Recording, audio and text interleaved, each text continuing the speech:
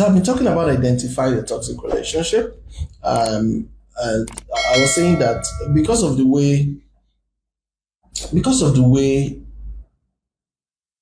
a lot of people have normalized their trauma, they don't know when something is right or wrong anymore.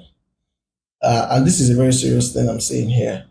Um, People have grown up around dysfunction so much and for so long that they no longer have a sense of what is right, of what is healthy, of what is acceptable, and then it has formed their worldview and has made them just accept less, And these are the people who are living inside the toxicity but don't even know because they have normalized it.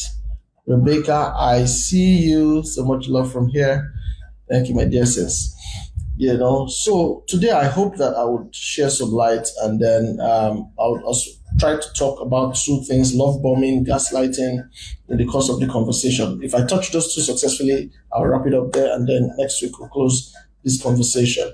Someone is saying, what if some of these traits you're talking about, I see them in myself and I want to stop, and I want to, we'll talk about that. Julian, I see you. Julian, I'll drop you a message after this session. I'll drop you a message with a different line. Okay. So let me get right into it. I'll stop all this my greetings here and there. But I see you guys. Everyone coming in, I'll just be waving at you. Okay, I might not break the flow. So let me get into it. So I've been defining a toxic relationship as any relationship that demeans you, that makes you feel less of yourself, that attacks your sense of worth, your sense of dignity, whether physically, emotionally, spiritually, psychologically, as mentally. All right, anything that makes you feel less of yourself. Now, not the challenge is that these things are usually not one-offs, but they are persistent, they are continuous. The person does them again and again, and it becomes troublesome because in many cases they know exactly what they're doing. I said something before that certain behaviors could be toxic but not yet abusive, in the sense that the person realizes that this way I have assumed is the normal way of interacting with people, now I discover it's not healthy. And I want to give an example. So think about someone who grew up in a house where among his own siblings, there was constant rivalry and fighting and competition and seeking to outdo each other within his own family. And in many cases, we see this in maybe a typical polygamous setting, all right, where, different wives are trying to find supremacy, or trying to win the favor of the father, trying to be more strategically placed, and then they train their children, they raise their children to always fight for what they get, to compete with any other person in the house, to strive to outdo the other person, not from a place of healthy, inspiring each other for growth, but rather from a place of envy, where you don't think any other person should do better than you. So if someone does, you go all out and you employ every method possible to outdo them, including doing things that will cause their downfall, just so that you can move up. You understand those kind of settings? So imagine somebody who grew up there, and every day his mother kept saying to him, "You can't trust these people, oh. What are you even doing? Look at your other brother. He's doing better than you in school, or they'll think you are dull, or your father will not favor you." You're always making him to try to be competitive, and then one day the mother comes home and he's having a nice time playing with his other brothers, playing football, and then she calls him in. "What's wrong with you? Have I not told you before? These people, you cannot be playing with them. You don't even know what they're planning for you." And they're always filling his mind with all this kind of poison, so he can't trust anybody. He's always fighting with his siblings, always competing and things like that. So imagine somebody who grew up in that environment all his life. He grew up in that home till he went to the university, perhaps. And then it was only when he went to the university he was out of that direct influence. But you know, the interesting thing about human development is that the stage of your life where your worldview is really formed is not mostly in your adolescence or adulthood. It's in childhood. It is actually in childhood, between ages 0 and 7. All right. In fact, scientifically, there's a period called, called the plasticity of the brain, where the brain is still, expanding, receiving all things, and receiving all the different programmings and suggestions from here and there, and it's still expanding and it's still expanding, it's still creating the worldview. Usually that ends just before adolescence. All right. So you see why the Bible said that it is better to train up a child. All right. Or rather, they should train up a child in the way he should go, and when he's old, he will not depart from it. Now I'm wondering, I think there's another part of Proverbs that says it is better to train up a child than to repair an adult. Or is it just a quote I've always known from church way back? Okay, I'll check that out. Right. But the one I'm sure of is Proverbs 22 verse 6 that says train up a child in the way he should go. Let me quickly check that out. So it says to train up a child in the way he should go, and when he's old, he will not depart from it, right? So the one I'm checking out is that it's better to train up a child than to repair an adult. Is that one just a quote, or is this scripture? Okay, no. So train up a child in the way he should go, and when he's old, he will not depart from it. Yes, that's a good old Proverbs 22 verse 6. So that's why it's very important. And you see that the most important stages of development is the childhood, infancy into childhood. All right, all of that is what forms the person's worldview. So imagine someone who from that stage has been trained and, schooled in the art of competition. Those are the kind of people who, when something bad happens to their neighbor, whom they are competing with, and they try to empathize, they can even get punished for empathizing with their enemy, in quotes. All right. So all they know is to hoard those emotions, to suppress them, and always be attuned for a fight. Now, take note of what I'm talking about, because these are very serious things, and many people fall in these kind of categories, even though not the exact case, but somehow have been negatively programmed. So imagine somebody who grew up like that. He never knew what empathy was. Never, ever. All he knows is competition. All he knows is he has to be the best. He has to outdo every other person. He has to find by hook or crook, emerge the best. Do you understand? That's all this person has known. And then you are coming to love this person at age 20 something, when all their life they have been formed on this worldview with this belief system. You see that such a person would naturally be unempathetic with you, would naturally, treat you aggressively. Why? Because for them, everything is a fight, everything is a competition, right? And then you'll be wondering that, can't you love me? Can't you try? It's not a trying something. The capacity is not there. It is not there at all. It's not there. So I'm giving a case where behavior can be toxic and not yet abusive. Now, this person meets a girl who knows what empathy is, who knows what true love is, and sacrifice and all of that. And then he brings in his typical aggressive and competitive behavior to their relationship. And then she's telling him that, oh God, we can't continue like this. Like, no, this is too hard for me. This is too toxic. It's unhealthy. I can't process this. Why are you always trying to compete? Can't you celebrate my success? Why are you always harsh? Can't you speak kindly? And gradually, man gets to realize that, wait, it's like, this thing I'm doing is really hurting this girl, and I don't want to lose her. Now, because of that, he tells himself that I think I can do better. I think I need to stop it. I think I need to change. Like, enough of all this. The whole world is not against me. Like, this girl has loved me, has proven to me that she loves me, and I can do better. I can do better. I beg your pardon. And then he begins to put in the effort. He begins to say, okay, what can I do? And then maybe he stumbles on a program like this, or she tells him, no, you need to see a counselor. Like, this thing is getting too much. I will leave you if you don't see a counselor. Yeah, by the way, a number of guys, that's the only thing that has brought them to come and talk to me. That she has threatened that if you don't talk to my counselor, I will leave you. Then I say, let us schedule a session. We'll see him. If you're like that, please, it doesn't have to get to the edge before you come and see counselor, all right? So that's just by the way. So imagine a guy like that. He realizes, he accepts that something I'm doing is unhealthy. And then how can I be better? And then he now starts seeking ways to get better. He stumbles on these teachings. He starts buying books, And as he's reading these books, he's really x-raying himself, and he's seeing all of these things, and he feels like, wow, man, I've just been so terrible. It is possible that such a person will amend his ways. Why? Because he found light by himself. He found truth by himself, and most importantly, he discovered that quality, even though that's all he has always known, but it's not the best for himself, and it's not the best for the people who he claims to love. It's not the best for the people in his world whom he relates with. All right? He comes to that point by himself and then starts choosing to do better.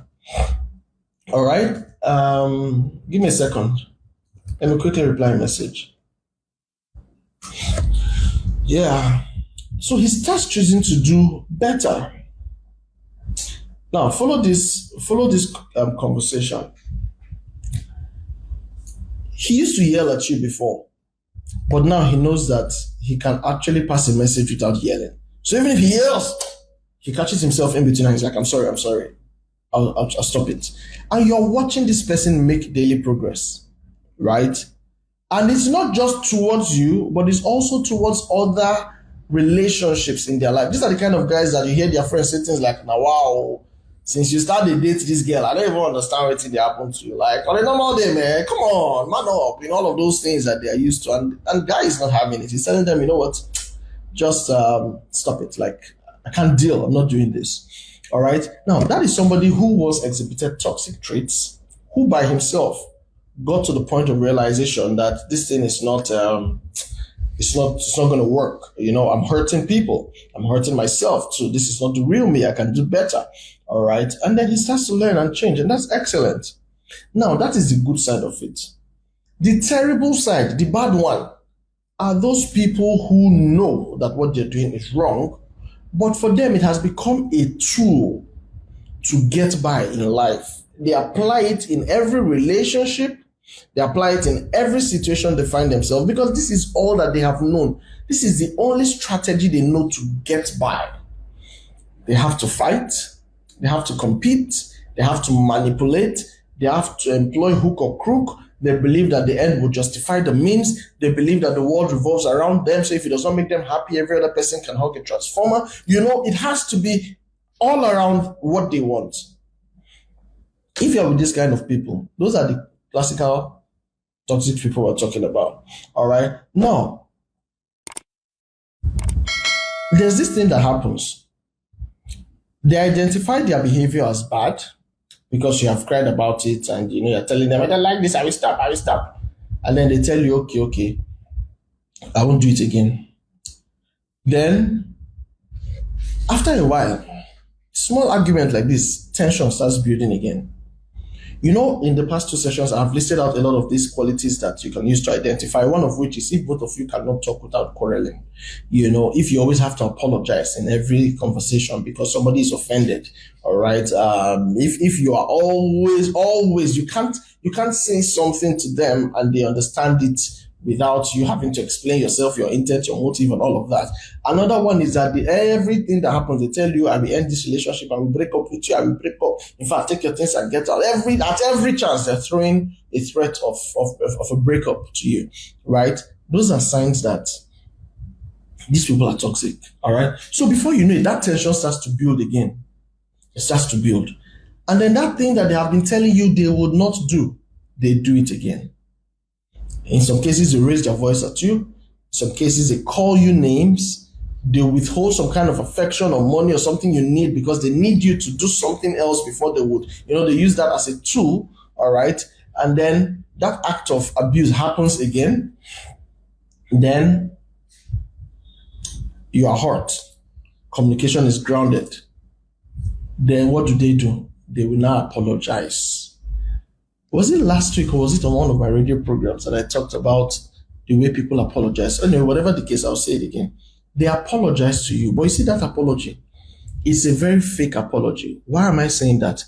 Because in that apology, they are making you the cause of what happened, of that abusive or that toxic treatment they gave you. So you hear apologies like, oh yeah, sorry now. In normal day, I won't do this to you because of the way you were talking. Yeah, it's because of the way you're talking to me. Normally, I wouldn't want to, but I've told you, anytime you talk to me like that, you bring out the demon in me, you bring out the beast in me, you bring out, so they are not taking responsibility for their bad behavior. Rather, they are throwing it on you. It is because of you that I acted like a beast. It's because of you that I did that terrible thing. I even saw one, even though it was sort of a comedy presentation, where the guy said that it's because I'm cheating. Yeah, I'm cheating because I want to protect you. And you're wondering, how do you want to protect me? He says, because I don't want devil to know which one is the real girlfriend. So let me be, there's so many and you're not confuse the enemy. Just imagine that kind of rubbish. And then when you are listening to it, you're just wondering, is it me, or is this person crazy, or does he think I'm crazy, or what exactly is going on here? Do you understand? I saw another one where somebody said he got a girl pregnant because he did not want his real girlfriend to go through the pain of pregnancy, so let somebody else do it for them. Like, you see, boys get out.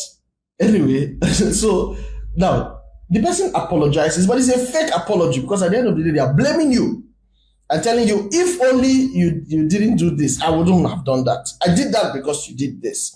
All right? That's what the apology does. They blame you, and then they minimize the scope of their damage. And after all, now, for example, someone is mad at you and then insults your parents. And tells you, after all, it's just insult now. It's just out of anger. It's not that deep. It's not that deep. What do you mean by it's just an insult? Like, what do you mean by it's not that deep? They minimize the weight of the atrocity. They tell you what, because I just pushed your head. Have you not seen people that used to punch their girlfriends? Have you not seen people that break their head? Or now your head that I push like this, you're complaining. I'm wondering, how is this even normal for you? How are you even having this kind of conversation? So they minimize the atrocity they have committed, and then they just make you feel like it's not a big deal. Now, why are you angry? In fact, those are the kind of people that'll tell you, but I've told you sorry now, so why are you still angry? I've told you sorry, can't you smile? Like, why are you forcing people?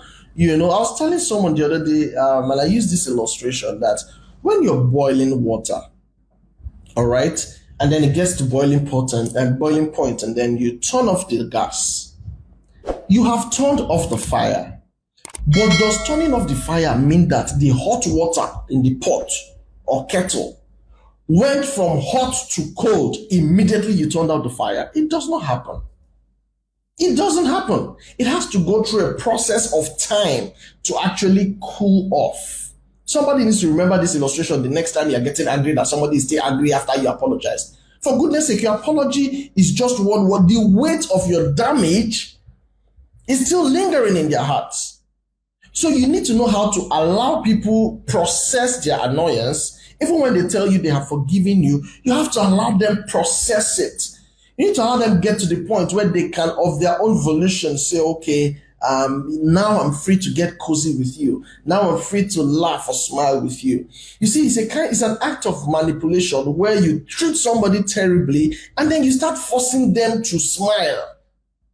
Are you still angry? Are you still angry? Oh, yeah, smile now. If you're forgiving me, smile now. See, I know you're smiling. Stop that thing. You're playing with people's emotions. They do that to children a lot, because those ones sometimes, at that age, it's easy to just switch them from cry to smile and laugh and play, But now you're dealing with an adult.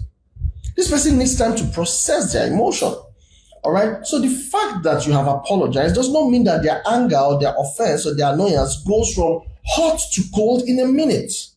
You still need to allow it time. Sometimes you come back to that hot water, 30 minutes later, it's still warm. It's still trying to get cool. And then maybe not until 2 hours or so, I don't know, before it really gets cool, right?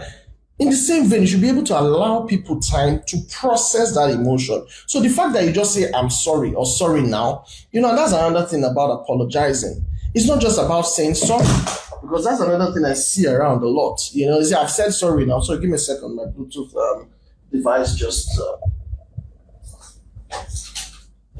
fell off. I hope it doesn't connect and disconnect me from here. Let me put it back. Okay. You say, after all, I've said sorry now. No, it's not by saying sorry. All right. There are different elements of apology. One is identifying what it is that you did wrong. Sometimes when people tell me I'm sorry, I usually ask them, sorry for what exactly? Like, do you even understand what it is that I'm offended at? Do you understand what it is you have done wrong? Do you understand in what way you have violated my principles and my values and my boundaries? Do you really understand what it is I'm telling you I'm not cool with? Or are you just saying sorry as a manipulative tool to just sweep the matter under the carpet immediately and just get over it? That's what so many people do. That's what they use the apology as. Like, it's okay, let's just move on, let's move on. And guys do this a lot, that let's move on thing. And it's okay now, let's just move on. What they don't understand is that women don't process things like that. What is let's move on? You have to talk about it. You have to allow them time to heal properly.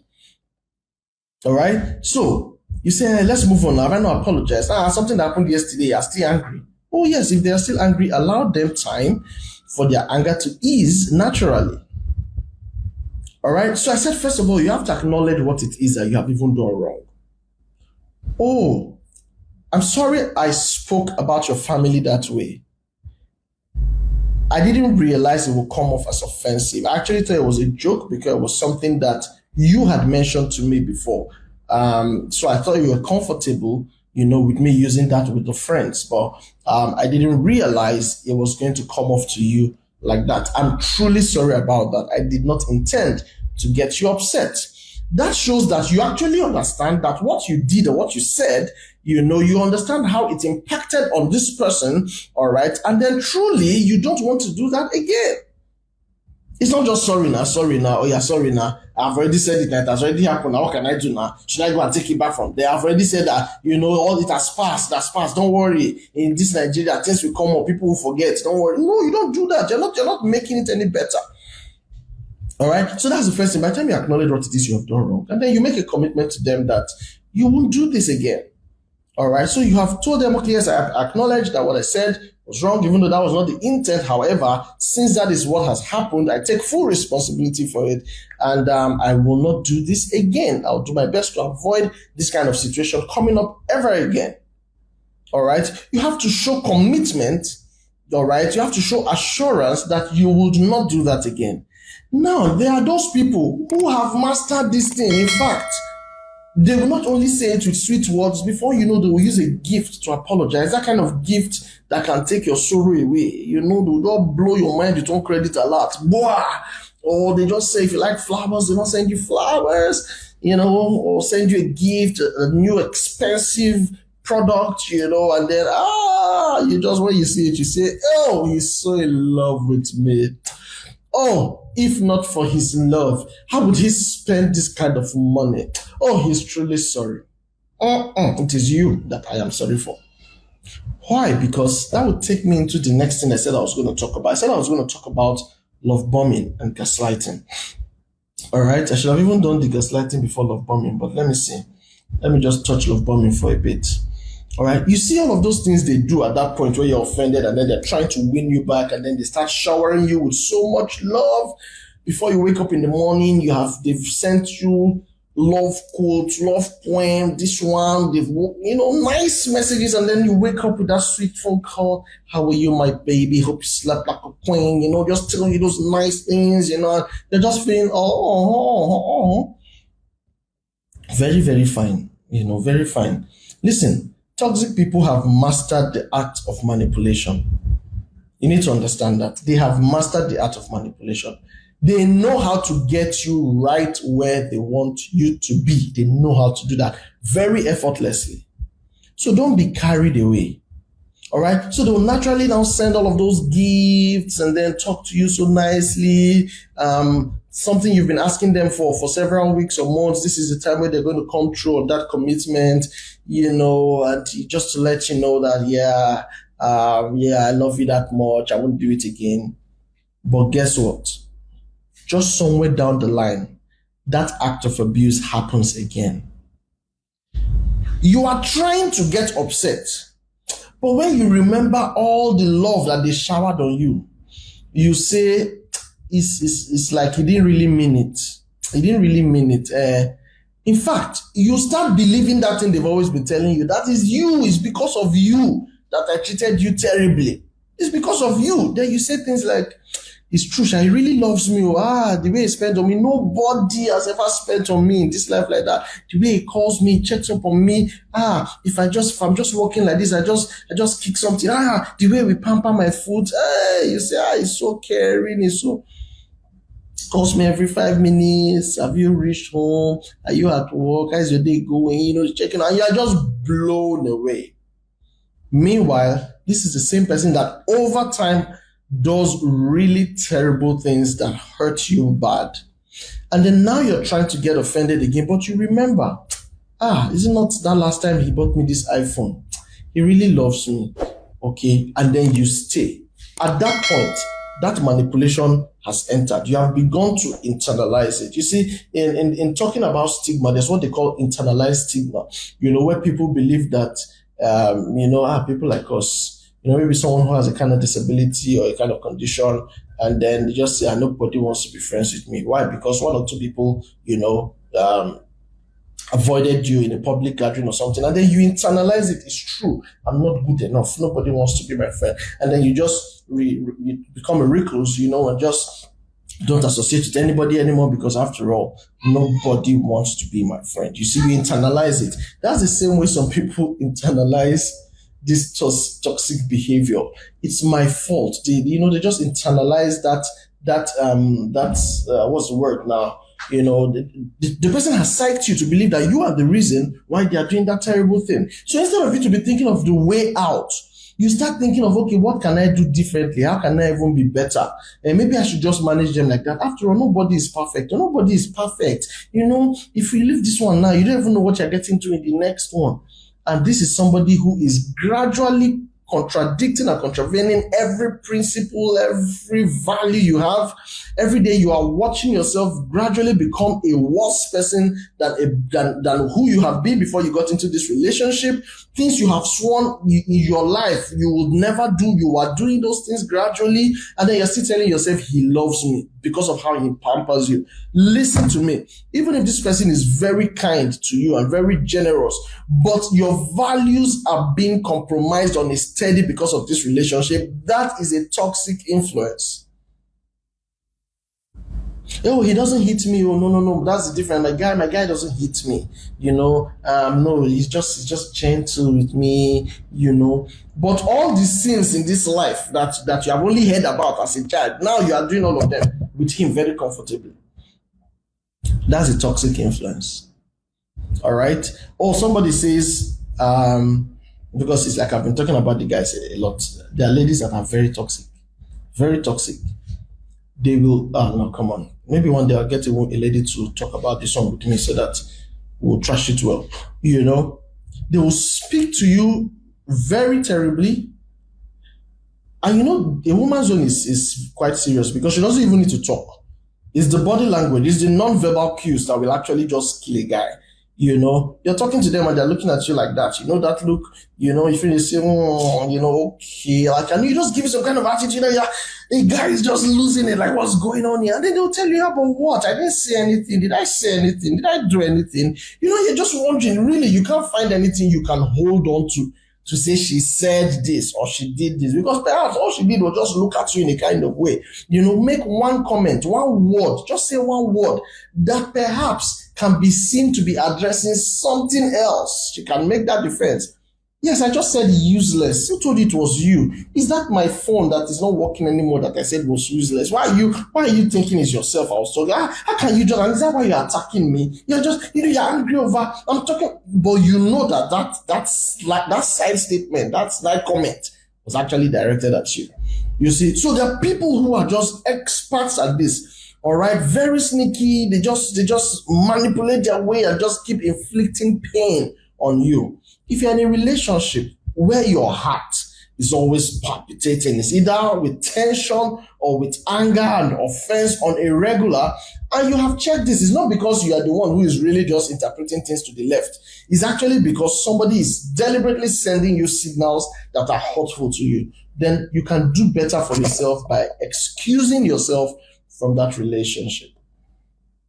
All right. So I was talking about the love bomber. Let me read some things I wrote down about love bombing. So what they do is that, they use all of these niceties to really build up their emotional bank account with you. All right. They invest so much into your emotions that you are entirely confused, and then they strike again. And then because of all of those nice things they've been doing, you excuse those very toxic behaviors that are actually eating you up on the inside. You just excuse it. You just tolerate it. And before you know it, you're thinking long term with these people. What about the one that has never ever agreed to have a conversation about marriage? This is the 4th year you guys are dating. You guys have been sexually involved. There is nothing you have not done. You have even removed baby for him like 3 times. But he will never bring himself to talk about getting married to you. And we've heard people say things like, that guy is very terrible. He will not even let her go. No matter what, he's not marrying her, and he's not even allowing her to marry somebody else. And then, I'm asking myself, he's not letting her go. Like, I really want to go and see where he tied a chain to her waist or to her legs and hands and said, you know what? I'm not going to let you go. But you see, he's doing something even worse than a physical chain, because he has actually tied that chain around that person. It's just that it's in their mind.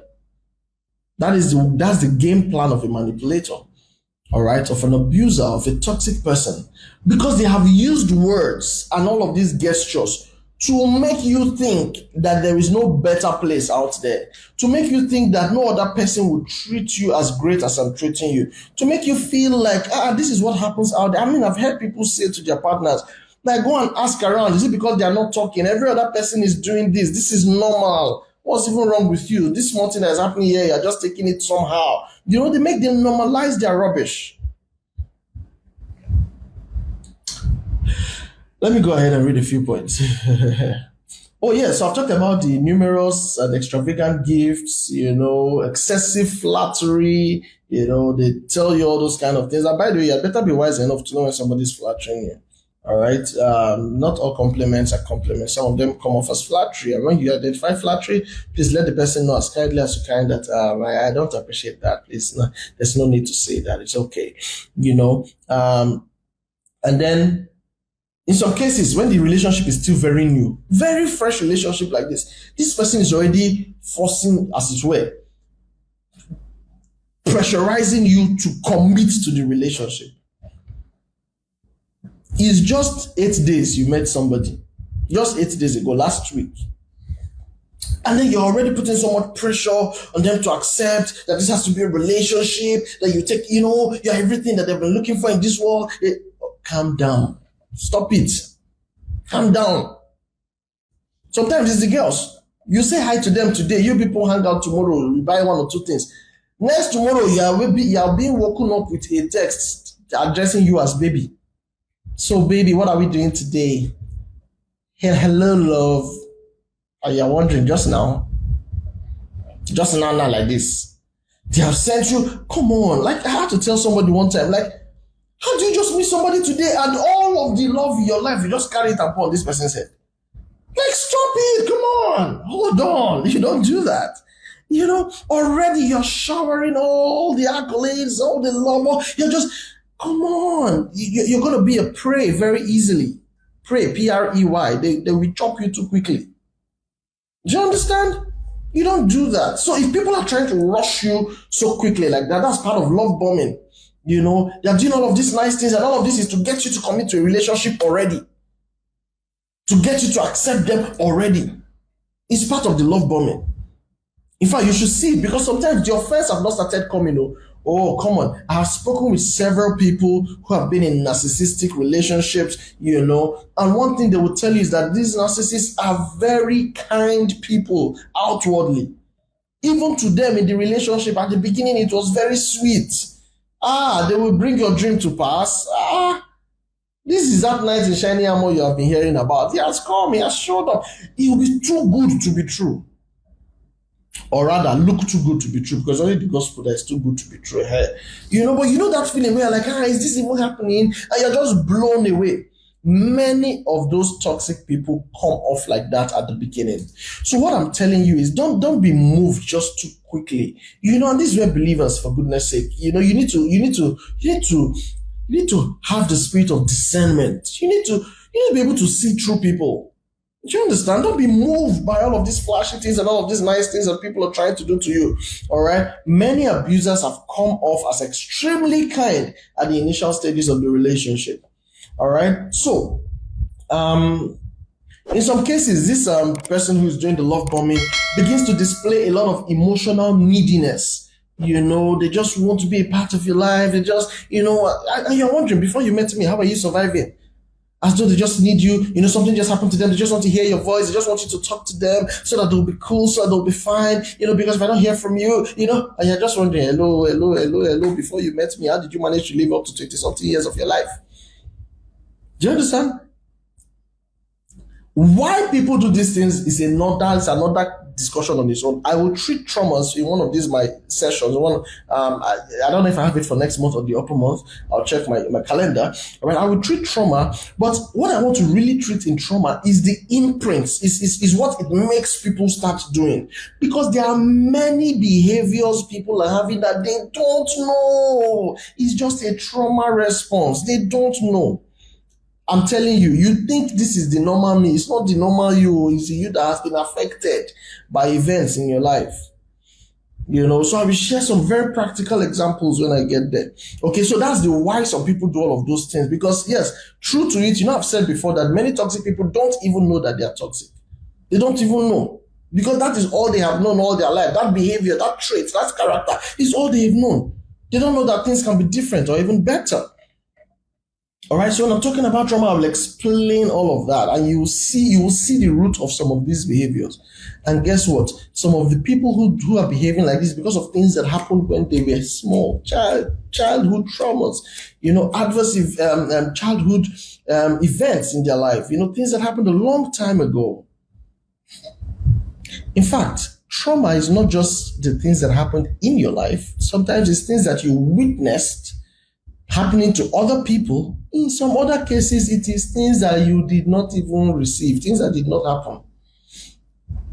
So think about people who grew up without the positive influence of a healthy father. There's some dysfunction there. There's some trauma there. They don't know it.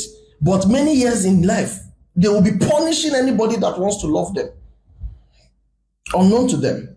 Let me not deviate from my conversation. So you see some of that overly display of emotional neediness, reactivity. Every small thing they're reacting to it. They become upset if you're having plans that looks like you did not include them. So for example, you guys just met yesterday, and then by today you said, okay, I'm going to church. Maybe you guys met in church, and then they call you, maybe midweek service is 6 p.m. and then they call you by 5:30. And you're like, I'm heading to church already. I'm like, oh, you didn't even call me to know if I'm also coming. They just, some things that are not supposed to be issues, they just start luring you in gradually, with just some unnecessary neediness.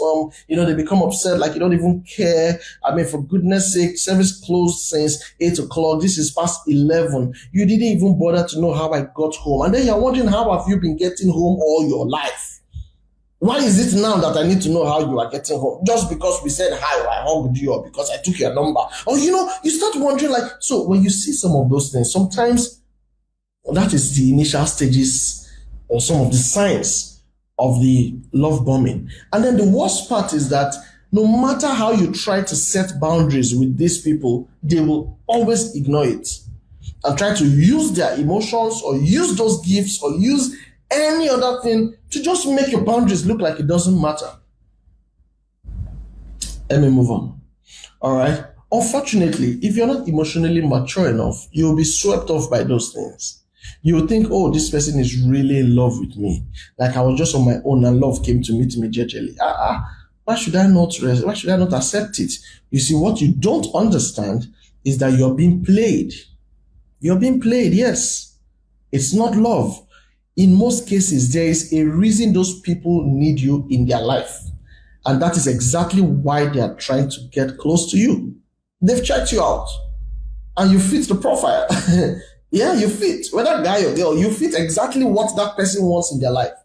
They want somebody they can oppress and deal with, and the person will be disempowered to fight them back. Oh yes, and you have fit that profile because since they've been observing you, you've been gentle, you don't know how to speak for what you want, people just heap task on you, heap everything on you. Yeah, everybody's guy, you don't know how to say no, they've observed you and then they have come into your life. You see, both the abuser, right, and the abused many times are just two traumatized people who are helpless. They don't know the way out. Because do you know that you actually many times attract into your life the kind of people that you are used to relating with? Yes, you don't know it, but you attract sometimes. So, okay, let me leave that conversation. Many times, let me just say it one more time, the kind of people you attract, because you see, your brain is wired to protect you. When you grow up around an abusive environment, that is what you're used to. You saw it happening in your home. You saw it happening in your neighborhood. You are used to all of that chaos. You would naturally gravitate towards that. There are people who are only comfortable in chaos because somehow they know how to find their way around that chaos. When you bring out those people and put in a peaceful place, the peace will not be making sense to you. It will be disrupting their normal. Like this is not how life is supposed to be. It's supposed to be a bit noisy. Then I sleep inside the noise. Then midway through the noise, I wake up and fight with somebody and then scatter everywhere, then go back to sleep, But now they're in a calm place. It's too peaceful. Have you heard people complain that something is too peaceful, even their relationship is too nice, and they have a problem with it? Oh yes. I was watching one of these family court programs, and the woman was saying she wanted to leave her husband because he was too nice. For goodness sake, he cooks.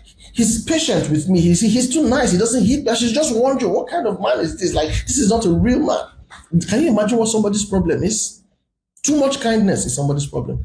That is actually trauma playing out. And this is what many people are going through. Because they've been exposed to so much dysfunction that they don't know what healthy looks like anymore. They don't. All right. So you can see that many times when people are staying in abusive relationships, it's not because they really want to stay. It's because they don't know better. It's because they don't have the ability yet, as a result of the experiences they have gone through so far, to even imagine a better life. They don't even think they deserve better. They've internalized it. They've accepted it. They've accepted it. Imagine somebody who grew up in a home, a lady who grew up in a home where the mother was always being assaulted by the dad. Always. The mother did not have a voice. The mother could not talk where the husband is. Imagine that kind of person. What kind of men do you think she'll be comfortable with? And you see the funny thing, no matter how you say, I don't want to have this kind of people in my life. See, it actually takes a whole lot more. So let me say this, let it not look like I'm just all in the negative. The same experience can produce two opposite outcomes in people. All right. Somebody can grow up in that environment of abuse, and because of that, have a commitment to themselves that I will never allow this around my space. All right. Another person will grow up in that environment, and that is all the rest of their lives will look like. Now, the point I want to make is, it's not just to say, I don't want this, or I don't want this to be my experience. It's not just to wish it. It is about what intentional and deliberate steps did they take to get out of it. What deliberate steps did they take to reprogram their mind, to reprogram their belief systems, all right, to acquire knowledge? Because people act out of knowledge, act out of persuasion. I think it was John Maxwell who said you cannot act beyond your level of persuasion. People act out of what is on the inside. Do you understand? So if you have not installed new software, all that you will produce is the result of that old software that is still running, like it or not. So unfortunately, many people say, I grew up in an abusive home. I will never marry an abusive man. But what happened? Your first boyfriend was abusive. The second one was abusive. The third one was abusive. The one you are with now is abusing. And you have now finally said, that's how all men are. What you don't understand is that there is still a template. There's still a software. There's still an aura within you. There's still a system, a belief system that is operating in you, that is gravitating you to these people. Oh yes, I'm telling you this for real. All right, let me move on. So the same situation can happen to two people and it will produce opposite effects. There's a story one of my coaches used to tell about a man who was a drunkard, and he had two sons. One of his sons became a drunkard like him, and the other son became a professional, I think a medical doctor. And when they asked the one who was a medical doctor, like, what inspired you to succeed this much in life? He said, oh, I saw my dad. He was such a failure. He was such a mess. He brought embarrassment to the family, could not fend for himself, could not fend for the family. It was so embarrassing. And I told myself I wanted to do better so that I could make life better for him and the rest of my family members. Everybody says, oh, such a great guy. And then they interviewed the one who was a drunkard like his father. They said, why did your life turn out like this? He said, my father was a drunkard. I didn't see anything good in life. I would have been better, but see my father, the person that's supposed to pay my school fees. He could not pay my school fees. He could not send me to school. They blamed their father. And that is why he turned out like so. The same experience, two different outcomes produced. Ultimately, it is up to you. And for that person who is in that abusive relationship, you're telling yourself that I'm just stuck here. I don't know what to do. No, you know what to do. Now that you're hearing me, all right, you know what to do. First, go and seek wisdom. Go and start learning. Yes, go and start learning. Go and start learning. And this has helped a lot of people. There are people who, because of the things they were experiencing in their relationship, they had to go online and start browsing. They had to start browsing. Some even started out by browsing, what can I do to be better in my relationship? And then they started stumbling on materials until they saw that the problem wasn't me. It is this person I've chosen as partner. It's not me, because I've tried my best. And this person keeps twisting everything. Are you getting it now? All right. So, I think I've deviated quite a bit. How is love, true love, different from love bombing? True love empowers you. True love does not seek to take over your life. True love does not seek to control you. So anything that somebody is doing to you that is controlling, that is taking over your life, that is making you become a worse off person, that is changing you from who you truly have been all this while to somebody you cannot even realize, that is contravening all your values and all your principles and all your boundaries, that cannot be love, no matter how it is dressed. Did you get that? That cannot be love. All right? So, because these are some of the things that confuse people. He says, he loves me so much, that's why he just wants to run my life. He just wants to be sure that, just wants to know everything I'm doing per time. Or it's because she's so much in love with me that she doesn't even want me to hang around with other people. She just wants me to herself. She's cutting you off of all your friends, okay? And you say this is true love, cutting you off of your family members stylishly. And have you noticed how these people do it? That's your sibling, that you and that person are 5 or 6. Before you know, they will introduce discord between the two of you. They will befriend that person, and then before you know, they will start telling you stories about this your sibling, and that will make you people fight. How did you tell? Why are you talking to my girlfriend? You not talk to me. Before you know, you people are falling apart. And see, this thing is so perfectly crafted. Before you know it, you are the only person in their lives. They have carried you where exactly they want you, have put you on the armpit. That is the control. That thing is not love. That thing is not love. Anybody who loves you should be comfortable to see you glow and relate freely with other people who are healthy in your life. Anyone who truly loves you. So if they say it's love, but there is no trust, they're taking control of your life. They want to know everything you're doing at every time, everywhere you are. And it's not because of care, but it's actually because of seeking to be the ones to determine what you do. The day they offer you a suggestion and you don't take it, they are so offended and they don't fail to express that anger and disappointment. And you're wondering, but the option I chose is actually equally healthy for me. Have you seen people like that? Just because you didn't do what they said. You're about going for an event and then you wore this lovely dress that you have been planning to wear all the while. But for whatever reason of theirs, they tell you, I don't like that cloth, quite change it. And you're wondering, what? It's not like it's indecent. In fact, sometimes their problem is that it's too fine, you are too beautiful, you'll be too flashy. And they don't want other people to be dragging, to be looking, you don't understand, they're not telling you, no, it's not good, why change it? For goodness sake, why? Why are you not proud of the person you have? Why are you not, secure enough to know that, well, What we have is genuine, and I'm going to keep doing my part, and I'm not afraid if other people are talking to her. Why are you frowning because she's smiling with other people? As a lady, why are you checking every girl he's talking to? You're going to go and start warning them one by one. Are you aware he has a boyfriend? Are you aware he has a girlfriend? Are you aware? Why are you doing that? Yes, thank you, lady. Ooh, I see you. She says if insecurity was a person. But these things happen, and people say it is love. It is not love. It's not love at all. Are you getting it now? Love will trust you. Oh yes, love will trust you. All right? Love will not tell you, switch to video. You know that switch to video, that is not the one that is because I want to see your face. It's because I want to see the environment. There's one post I saw on Instagram. I was going to share it, So this guy and his boys, they were in the swimming pool, they were just swimming and all. And then the girlfriend, she had been calling, of course, missed calls, and he didn't know. And then he saw, took a break and saw the missed call. And he's like, hey, man, sorry, wow, And she's like, yeah, I know you've been cheating on me, blah, blah, blah. Cheating how? I'm here with the boys. And then she goes, of course, put it on video. And then he puts it on video, and she looks and she sees his guys, 3 of them, they're in the pool swimming. And she says, oh, all the girls are hiding inside the water. It's because they're inside the water. You told them to hide so that you take this. And the guy is like, what? Which girls? Where? He starts trying to put his phone inside water to prove that there's no girl hiding anywhere.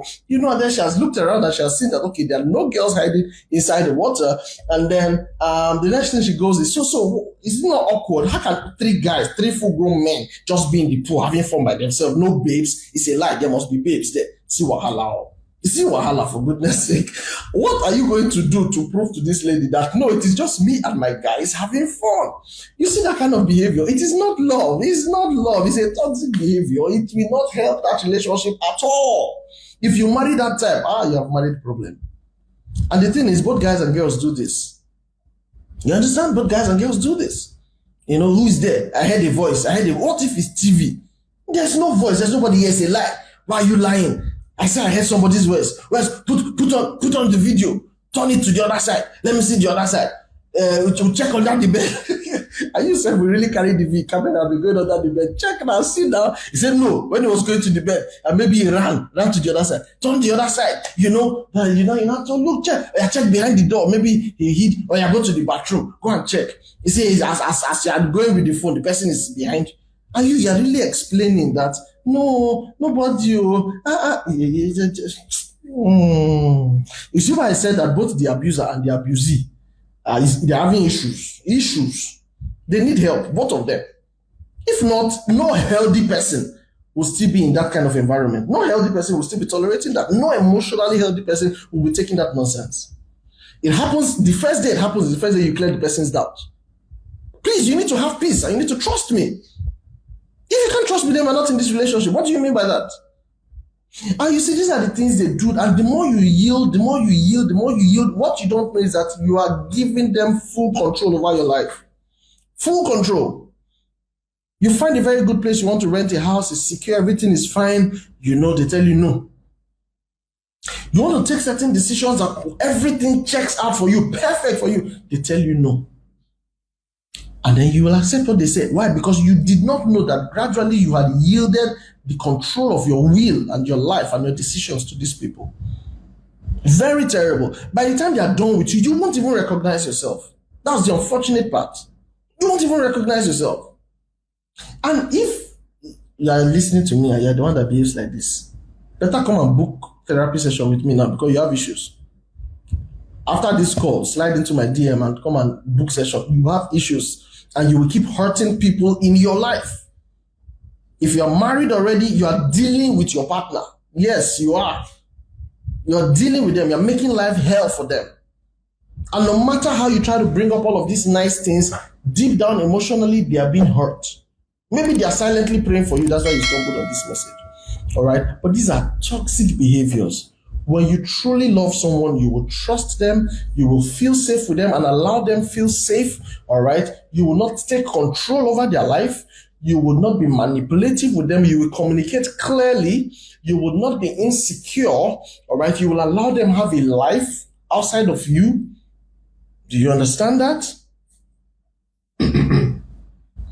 You will be comfortable when they disagree with you. because they must not agree with everything you're saying. I think I failed to emphasize that point in the past sessions. People who want you to accept everything they are saying every time, even the ones that don't make sense. The singular fact that you said no has caused problem. That useless thing they were saying is no more the issue. It's now the fact that you don't even respect me. You don't even regard me because they disagreed with you. You must be right all of the times. Come on now. It's not realistic. It's not realistic. But don't forget what I told you. All of this behavior you're seeing are usually the imprints of trauma, are usually the learned negative behaviors that they picked up from their growing up, from their environment, from the treatments they had as children. All right? It's almost my time. Whoa. These matters, eh? They're not they finish. They're not they finish. I said I was going to touch gaslighting a bit. Somehow I've been talking about gaslighting all the while, but let me share some particular techniques that gaslighters use. One is denial. They have done something very terrible to you, but they just deny it. They pretend like nothing happened. In fact, you can talk to them and they say, hey, really, when? Are you angry with me? I didn't know. What happened? Really? Like, you don't know that what you did got me offended? Are you kidding me? And then they're just like, no. I didn't realize. Wow. That's denial. All right? Because what it does to you, you start feeling like, did I overreact? Maybe really I'm the one that maybe I was not supposed to. I just took it to the left. Maybe it's me, or maybe it's really me. You see? It's working. It's working because right now you have left the issue and then you are now treating problem where there was no problem. So denial, that's one of the things the gaslighters do a lot. All right. The next one is countering. All right. You're saying something and then they counter that thing you're saying. They start digging up other events, other issues, other things that have come up to counter what you're saying. Yes. Let me just use an example. Sometimes I try to avoid some kind of example. So this person, something about your past that you had shared with them. Oh, there was this argument, and then the only card they could play was to dig up that issue you shared with them in confidence and rub it on your face. And then you go, my God, how did you have to play so low? And then guess what? He's going to dig up another event that happened, he or she, please, anytime I use any of these pronouns, just know that it can be anyone here. The person will go and dig up something that happened before. Maybe something you even did with another person. You are complaining about this one that they did and they are bringing up another one to counter this one that you have said. Why? Because they would just not accept that something they did was wrong. They won't accept it. So they will deny, they will counter, all right? The abuser will question the victim's memory of events. Even when you remember it clearly, they will question, are you even sure?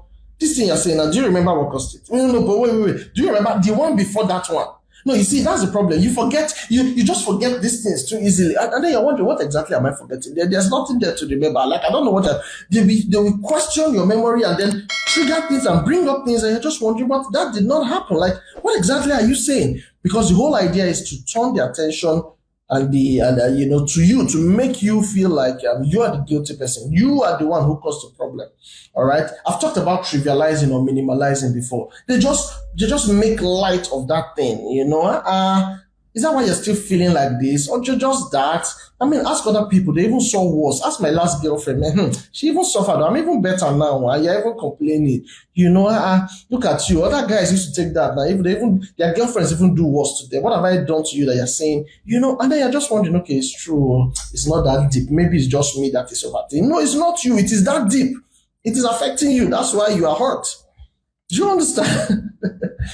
This matter plenty. I won't finish it, but so those are just some things, those are just some things. If you're experiencing all of these traits, because I really need to end now.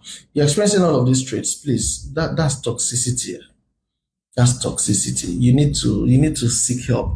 By God's grace, in the next session next week, I will talk about how to now walk away from a toxic relationship, how to seek healing. I will share some things because you really need to know that. Unfortunately, there are people who have recognized, who have accepted that, this thing is wrong or this thing is bad. And then they feel trapped. They feel like, but I don't know what to do. Like, I really don't know what to do. And in some cases, I hear some people say things like, I've just been praying, let God help me. Some have been lucky to receive help and to notice help when it comes. Unfortunately, many others have not been that lucky to find the help, because many times help comes but people don't even realize it. Some people don't know how neck deep they are in these things. Some people see help and run away from help. That's the advanced stage of this traumatization, man. They see help. Help has come. I heard that this is what you're going through. I'm here to help you. Let's do this. No. I haven't told you that. No, everything is okay. No, that's a lie. No, everything is perfect. What is going on? Have you heard about people who were in abusive marriages and then their siblings and family members try to get them out and they say, no, nothing like that is happening. No, everything is okay. And then eventually you hear that they die. Have you seen those things? That's the high level of being traumatized. They see help, but they run away from it. They run away like, some people come to counseling. They definitely have issues. And counselor is probing and doing the normal things we'll do, asking questions, trying to get. And before you know, these people just suddenly discover that, no, I have to put up a good front here. I can't fall my hand now. I can't let myself down. And then instead of really opening up and getting into the issues, they start trying to give the right answers. Then you see them calculating to make sure everything is fine. The essence of coming to session is not to prove that you are fine. It's because something was not right. That's why you wanted to seek a therapist. All right. And then now, instead of you to allow yourself go through the process, you start being so defensive. You see, so those are people that see help and they are running away from help. Okay. May God help all of them. But by God's grace, next week, I'll speak some more about how to get out of these things. If you're in a toxic relationship, and if I have the time, I'll talk about if you are the toxic person. All right. Especially if you're a believer, I will share a few things because a lot of Christian people are on this table. A lot of tongue talking, demon casting, spirit cocoa people. Yes, they are on this toxic table very well, in balanced way. So I will share some things, and I pray that you open your heart to receive. I pray, and like we say in Edo State, I take God beg you. Open your heart to receive. All right, so this is where I will stop for today. God bless you guys. I hope you've had a nice time. All right, I wanted to give some announcements. I've forgotten. All right, I've been doing a lot actually.